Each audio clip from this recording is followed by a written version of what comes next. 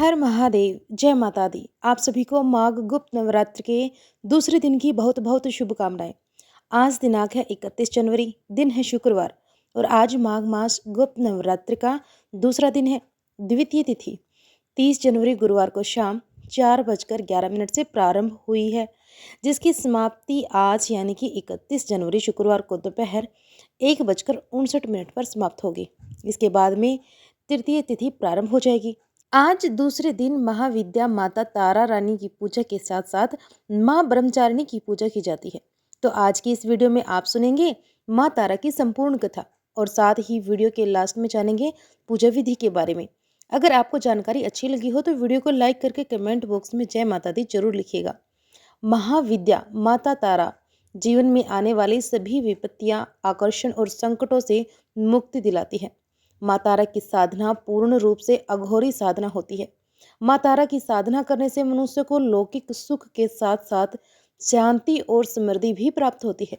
माँ तारा अपने सभी भक्तों को और अपने सभी उपासकों की सभी मनोकामनाओं को पूर्ण करती है। इसके अलावा माँ तारा धन से जुड़ी समस्याओं को भी दूर करती है और मुक्ति प्रदान करने वाली देवी है। बौद्ध धर्म में भी माँ तारा की उपासना को बहुत महत्वपूर्ण माना गया है।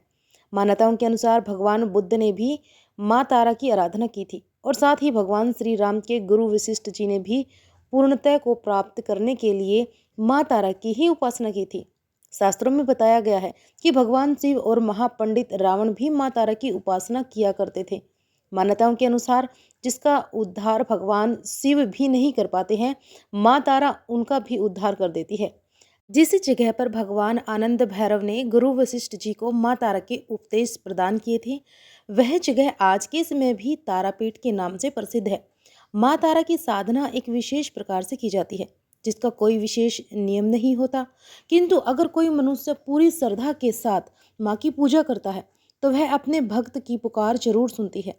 माँ तारा की साधना करने से धन संबंधी सभी समस्याएं दूर हो जाती हैं और सभी दिव्य सिद्धियां भी प्राप्त होती है।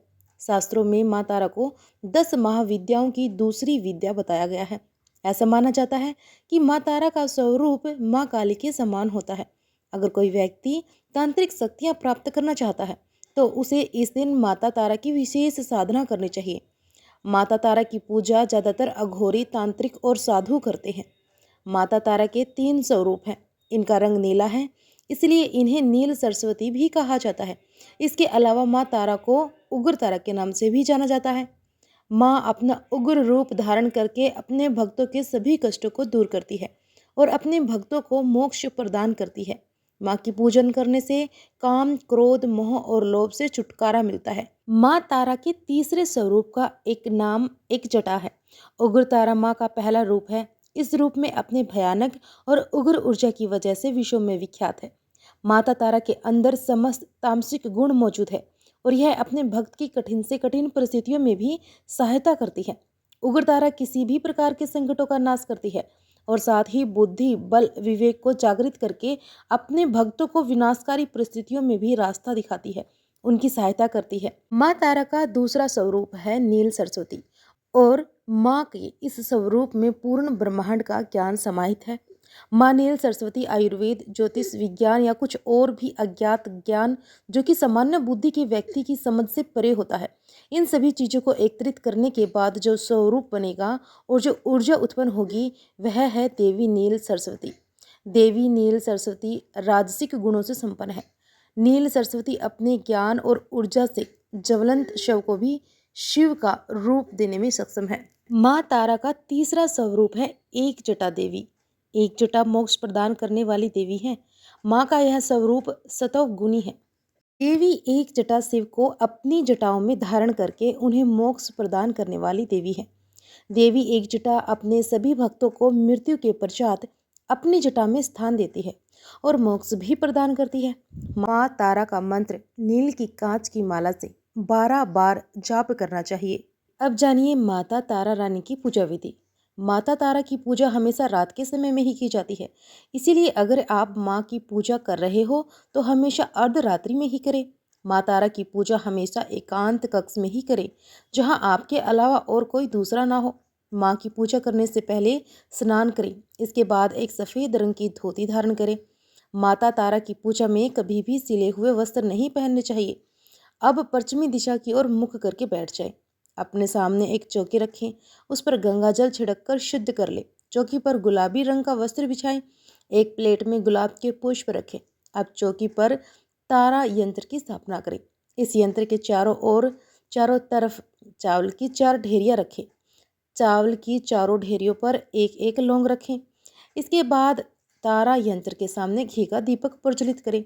दीप जलाने के बाद विधि विधान से माता तारा के मंत्रों का जाप करें।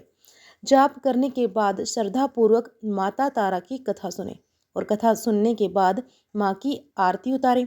पूजा करने के बाद पूजा में इस्तेमाल की गई सभी सामग्री को अगले दिन की पूजा करने से पहले किसी बहती हुई नदी में प्रवाहित कर दे या फिर इन सामग्रियों को पीपल के पेड़ के नीचे जमीन में गहरा गड्ढा खोदकर दबा देना चाहिए।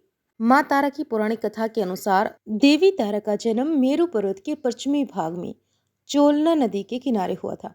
मान्यताओं के अनुसार देवी तारा की उत्पत्ति तट पर हुई और हयग्रीव नाम के दैत्य के वध के लिए देवी महाकाली ने ही नील वर्ण धारण किया था। महाकाली संहिता के अनुसार चैत्र शुक्ल अष्टमी तिथि में देवी तारा प्रकट हुई थी। इस कारण यह तिथि तारा अष्टमी कहलाती है। चैत्र शुक्ल नवमी की रात्रि तारा रात्रि कहलाती है।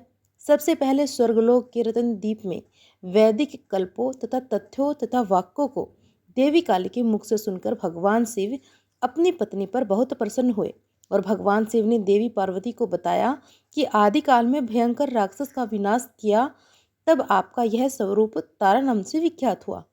उस समय आपका रूप बहुत विकराल था। आपका यह रूप देखकर सभी देवता भी भयभीत हो गए थे।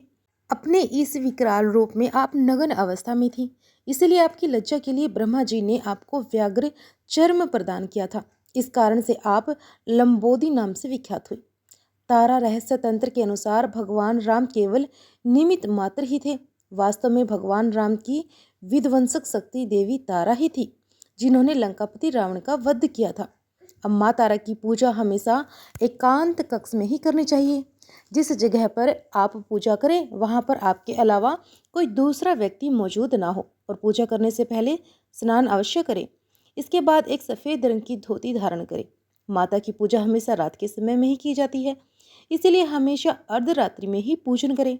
माँ तारा की पूजा करते समय पश्चिम दिशा की ओर मुँह करके बैठकर पूजा करनी चाहिए। तो यह थी आज की नवरात्र की पूजा विधि और माँ तारा रानी की कथा।